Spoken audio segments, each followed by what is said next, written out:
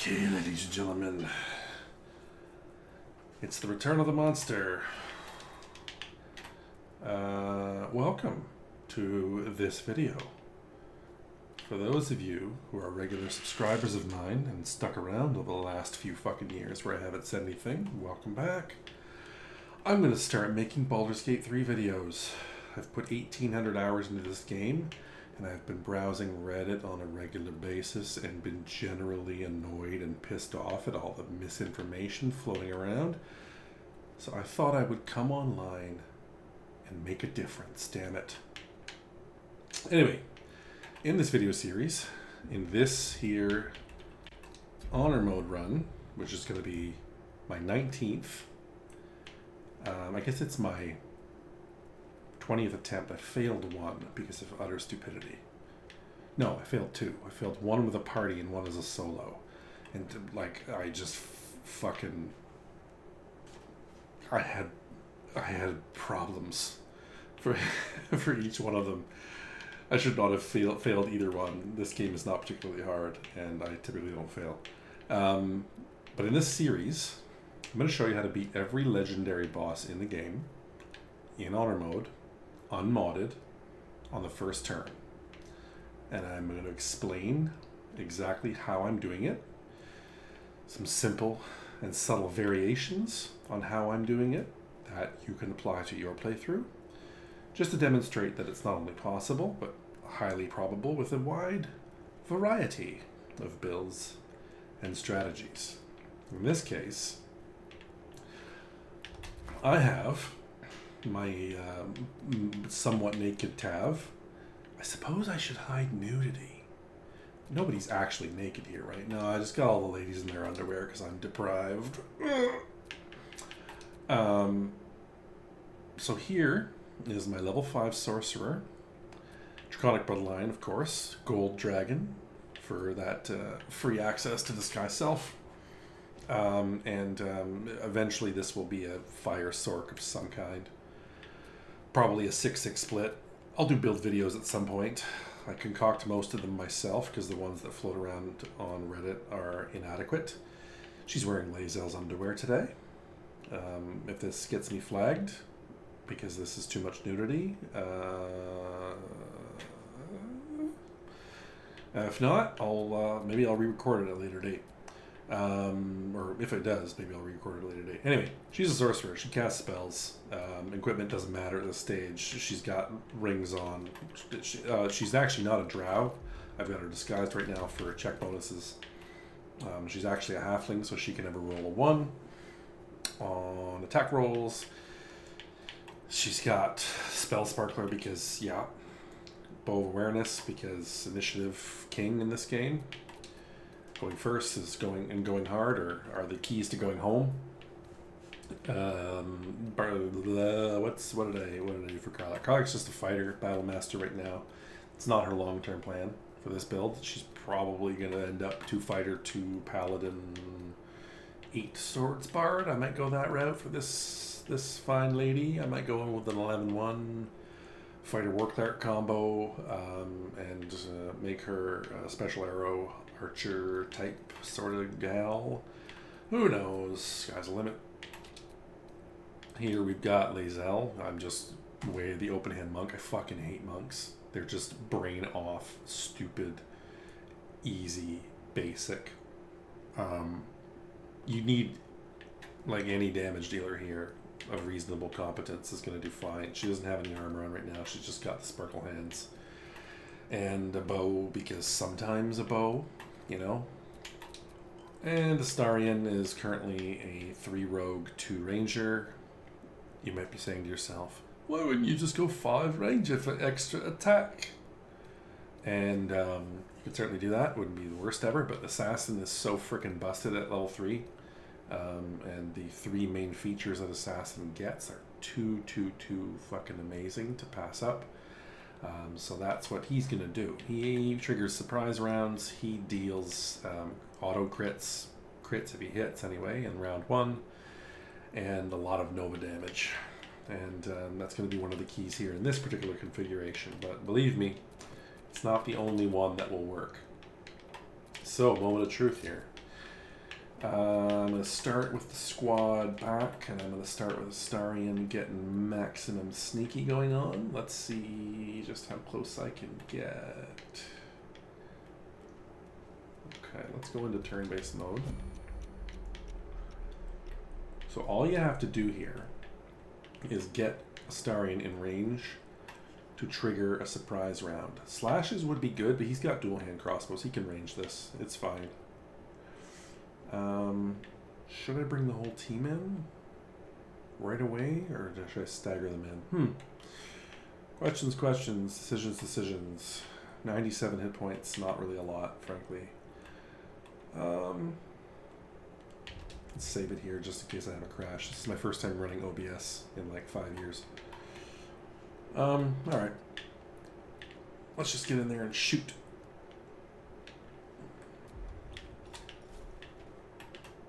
Oh, am I seriously? Okay, well this guy's walking away. I can trigger a surprise round off the Booyag.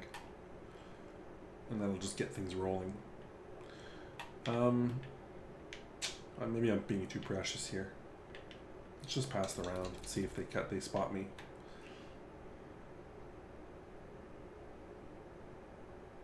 Nope. Okay, so fresh movement.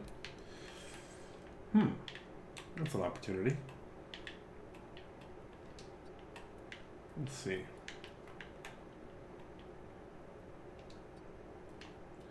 How close can I get without popping it? Is this gonna work? Yep. Alright, so this should trigger surprise round. You can use your Luck of the Far Realms on the first turn, because the pre-combat attacks are not crit. It's just the attacks that you leverage in the first round of combat, which this is not. This is round 0, effectively. So let's do it. Bang bang, surprise round triggered. 2 turn skips. Dror Ragzlin still has not taken a turn. I could get in his face here. Can I? It's cutting it awfully close. I don't know if I'm going to be in strike range at that distance. And do I want to be? Sure, I could just shoot him and get my crits. 91% chance here. But I kind of want to go up and bite his ass, but it says I can't reach. That's why it's close. Like, I could walk here and see if my bite would work, but then I'm in disadvantage range for the range attacks, and I might not be close enough for the melee attacks, so let's not bother chancing it. Good enough. And now we just need to bring in the squad to do the rest. So let's do that. This is the easiest one. By the way, he has 97 hit points. It's not fucking rocket science to beat this guy on turn 1 before he has a chance to adjust his nuts. Let's get Karlach in there for a swing or two, and I think she can make it. And might even have priority in the action sequence. Let's see what happens. Oh. She ran out of movement. I hate how it lies to you like that. That's okay.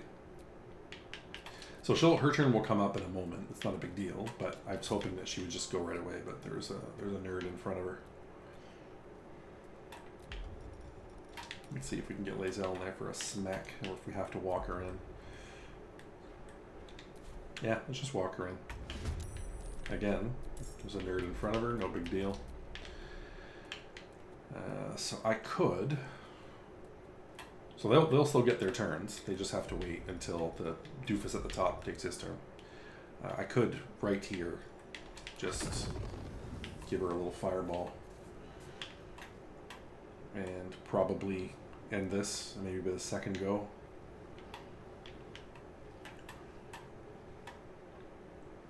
Am I feeling fancy? Yeah, sure.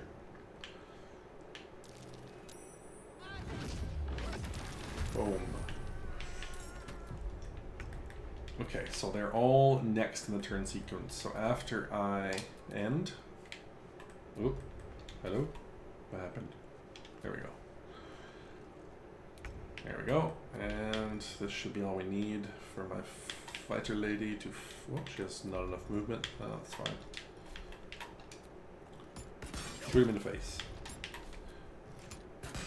There you go. First one down. This is how to beat Dror Ragzlin in a single turn. Now you just got ads to mop up. Super easy. Let's finish it out just for posterity's sake. Which I assume is... posterity's sake, I think, means for the sake of the bum. But who knows? I was stupid. Why did I use my attacks there? I could have used my flurry of blows or my offhand. Oh well, whatever. If I were concerned about winning the whole fight in the first round, I would have cared more about my positioning, but that's not the purpose of this video. The purpose of this video is to demonstrate that all the bosses can be dropped on the first turn. And I do mostly believe that that's true. There are a couple that I'm still pondering a strategy for. That might be a little more difficult. But nonetheless, we're going to give it a shot. Oh, let's bring Toots up here. Not enough sort points for quickened. That's fine. And we'll let these guys get in the fight. Ooh. How nice. That's funny. The lightest light just doesn't quite line up. That's great. Alright, what's he gonna do? Ooh. Hex, I might not take a single damage here. It's possible. Alright. Now my assassin ranger over there, Starian's a little weaker right now because he's in round 2. He doesn't do quite as much. Still fine. Boom. These are all easy. This is like inconsequential at this point. Who's left? Just that guy and that guy? Is that true? No, there's another guy. Where's the third guy? Did he go invisible? What's going on here? Oh, it's the 3. What am I doing? There's a warlock over here. Alright, he gets punched. Wonderful. Out of movement. Shoot face. Wonderful. And now you...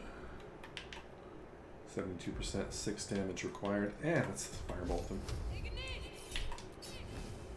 Excellent. Oh, okay, you know what? Him here, sitting here back in the Emerald Grove, and I realized I probably didn't elaborate enough on what I just did. So I'm going to take a second to do that here, just to give you a sense of what's involved.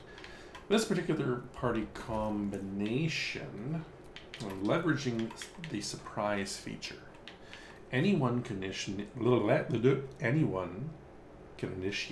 a surprise round, but assassins are particularly good at doing it because they're stealthy, and in order to initiate a surprise round, you have to surprise an enemy, you have to be hiding, you have to initiate combat with them unaware. The wiki says that you have to be in their field of vision in order to trigger it. That is not true.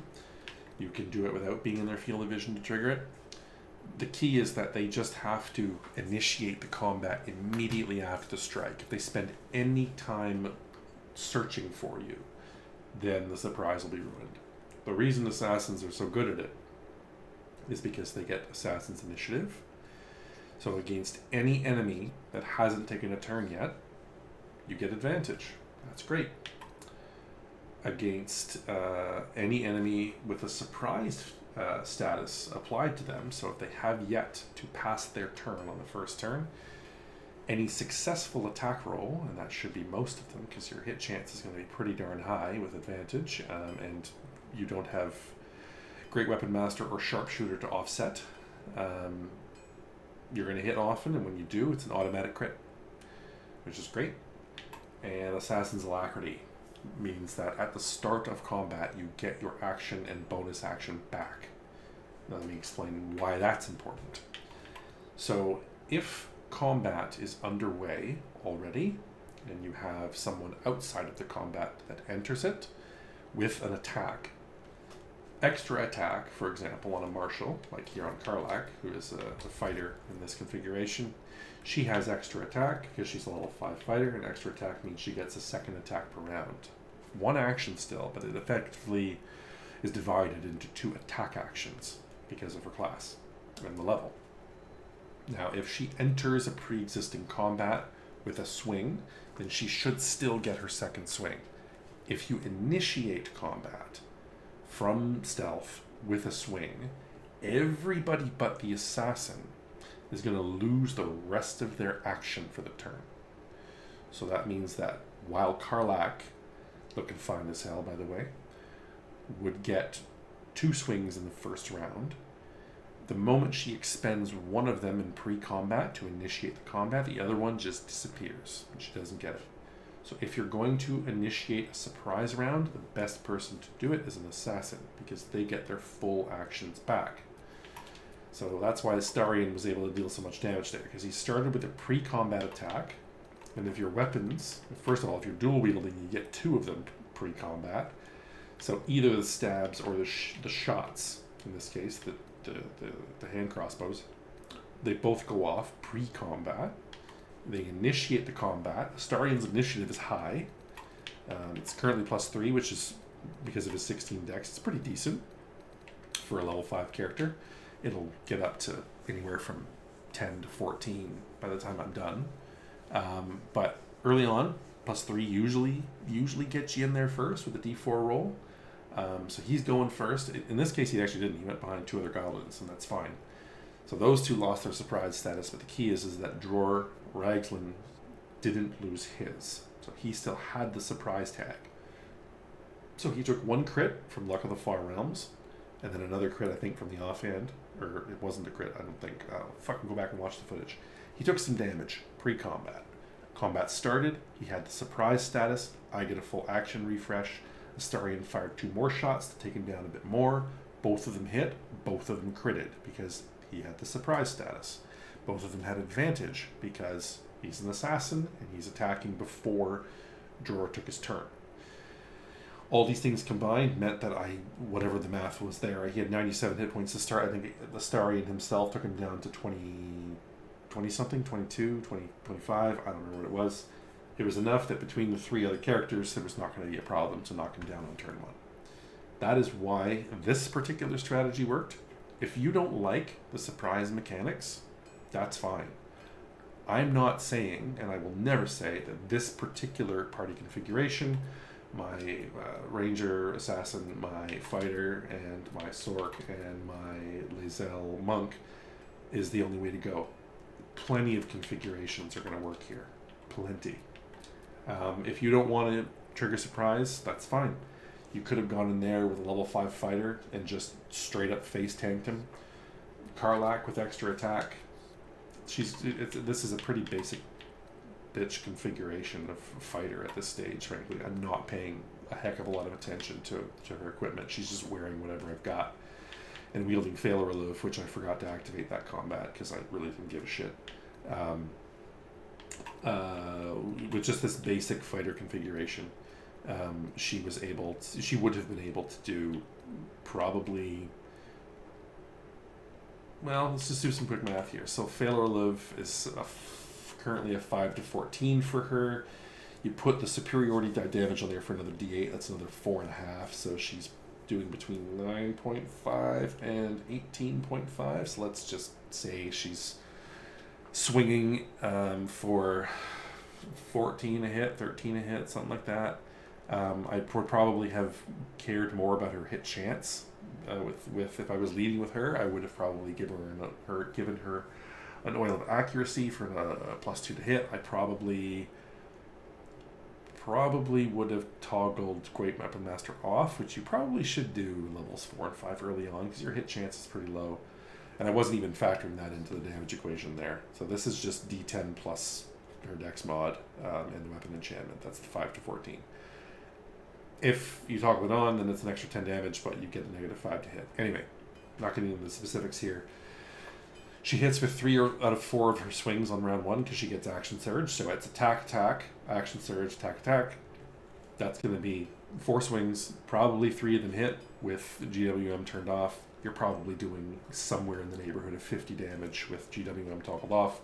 You're probably hitting twice with it toggled on, and you're doing, honestly, probably the same amount, probably about 50, maybe 45, maybe 55. It all depends. I think, anyway, it's around there. And that would have been a fine start. And then Lae'zel comes in there with her monk and punches the shit out of Dror, and he drops. This is not... Dror is not a difficult legendary. He's probably the easiest of all the bosses at any stage in the game, so long as you're at level 5. He is beatable handily on level 3. You don't need to be level 5. I've beaten him on level 3 plenty of times. I don't know if I could take him out first turn on level 3. I probably could, actually, with the right party configuration. I think I would probably have a Swords Bard there, because they have pretty solid burst damage at level 3. I'd probably throw an Assassin in the mix, because they have solid burst damage all the fucking time. And then the caster, even just Magic Missile, probably finishes him off there. So yeah, you know what? I take that back. I think you can probably down him on 1 with a level 3 party. He's not hard.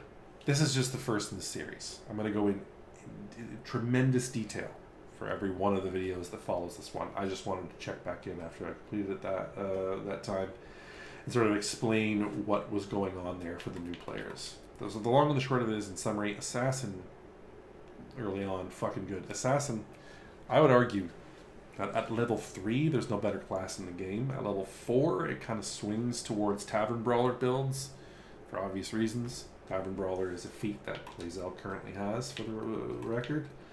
Of course she does. And Tavern Brawler says that whenever you make an unarmed attack, so I punch, or use an improvised weapon, or throw something, your strength modifier, whatever it is added twice to the damage and attack rolls. So you always hit, because that's a huge plus to hit, and you deal double the strength modifier in damage. And with a strength elixir, that's 21, so that's a +5, and double for a +10 per punch. And with Flurry of Blows, I don't need to explain Open Hand Monk to you. Open Hand Monk is just, it's so stupid good at this stage of the game that it's kind of a no-brainer at level 4. This party configuration I'm using right here is not an optimal build party configuration for level 5 by any means. I think I could probably concoct something a little bit better. I don't think an optimal party build at level 5 exists without a Swords Bard. That's when they get Font of Inspiration. That's when they start getting short rest refreshes on their flourishes. Even though they don't have extra attack yet, it puts them on par with marshals, because every arrow they're firing, it's 2 instead of 1. So they're effectively getting a form of extra attack at level 5. They get actual extra attack at level 6, but at level 5 they're still really strong. So I don't know if this is the best party. The fighter is definitely the weak link here. Pretty good burst damage, but versus the Open Hand Monk, who is just hitting all the time because of Tavern Brawler, it's like not even close. Lae'zel, because she is a level 5 monk, has extra attack with her main hand, so that's 2 shots with the main hand, 2 flurry of blows, or no, sorry, well, 1 flurry of blow, 2 punches with the offhand. She's getting 4 attacks per turn, as where Karlach, as a level 5 fighter, is only getting 4 attacks on round 1. Her to hit chance is between 50 and 75% against an AC. I don't know what, 14? Whatever Dror was there, whatever his AC was, I think she was 50% to hit flat, but with GWM on, and I think she was 75 with it off, whatever. Lae'zel's 95% at this point, because her strength modifier is being added twice to her attack rolls, and she's not suffering a -5 penalty because of GWM. So Karlach, believe it or not, level 5 fighter, weak link here. She's the worst of everyone on this team. And I didn't even have to go off with any spells with my Sork, who is currently in Drow form, because damn! Okay, now that's it, I promise. Expect more of these videos. For every one of the legendary bosses in this game, I am going to attempt to demonstrate how one defeats them on turn 1, so stay tuned. And yeah, more to follow, I guess. We'll see.